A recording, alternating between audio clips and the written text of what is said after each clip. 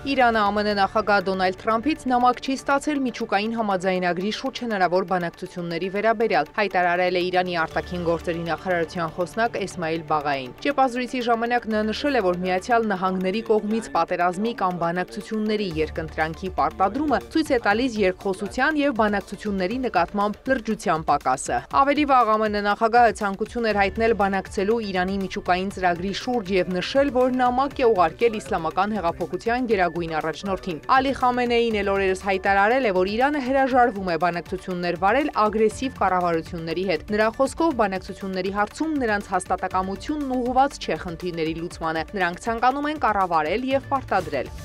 Ադրբեջանը հրաժարվել է Ռուսաստանին արտահանձնել նախկին դատավոր Ելենա Խախալևային, հայտնում են ադրբեջանական լրատվամիջոցները հղում անելով փաստաբան Շահլա Գումբատովային։ Խախալևային հունվարի վերջին ձերբակալել են Բաքվի օդանավակայանում։ Հունվարի 24-ին դատարանը նրա նկատմամբ խափանման միջոց էր ընտրել կալանքը 40 օր ժամկետով։ Փետրվարի 4-ին Բաքվի վերաքննիչ դատարանը քննելով Խախալևայի բողոքը վերացրել էր խափանման միջոցը։ Ռուսաստանի քննչական կոմիտեն նրան մեղադրում է խարդախության ու ծառայողական դիրքը չարաշահելու համար։ Խախալևան խաբեությամբ 1.2 միլիոն ռուբլի է յուրացրել։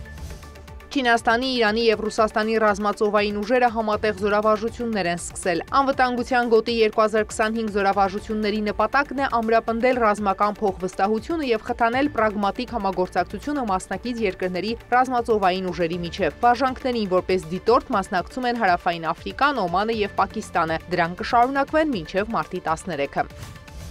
Սիրիայի նոր իշխանությունների ռազմական օպերացիան նախկին նախագահ Բաշար Ալ-Ասադի հավատարիմ ուժերի դեմ ավարտվել է, հայտարարել է երկրի պաշտպանության նախարարությունը։ ՄԱԿ-ի պատվիրակությունն էլ ժամանել է Սիրիա, Լաթաքիայի եւ Տարտուսի շրջաններ, որտեղ տեղի էին ունեցել զանգվածային բախումները։ ՄԱԿ-ի պատվիրակությունը շրջել է գյուղերում հետաքննելու տեղի ունեցածը։ Սիրիայի պաշտպանության նախարարությունն էլ ստեղծել է հանձնաժողով հայտնաբերելու եւ ռազմական դատարան ներկայացնելու նրանց, ովքեր խախտել են ռազմական հրամանատարության հրամանները երկրի առափնյա հատվածում գործողության ընթացքում։ Սիրիայի առաջնորդը ազգային հեռուստատեսության եթերում խոստացել է հետապնդել բախումների կազմակերպիչներին եւ պատասխանատվության ենթարկել բոլոր նրանց, ովքեր չարաշահել են իրենց լիազորությունները։ Մարդու իրավունքների սիրիական դիտորդական կենտրոնը հայտնել է, որ մարտի 6-ից ի վեր զոհվել է 1311 մարդ, այդ թվում անվտանգության ուժերի եւ պաշտպանության նախարարության 231 ներկայացուցիչ, նախկին նախագահ Բաշար Ալ-Ասադի 250 կողմնակից եւ 830 խաղաղ բնակիչ։ Մի շարք երկրներ ու միջազգային կառույցներ կոչ են արել անկախ եւ թափանցիկ հետաքննություն անցկացնել բացահայտելու տեղի ունեցած հանցագործությունները։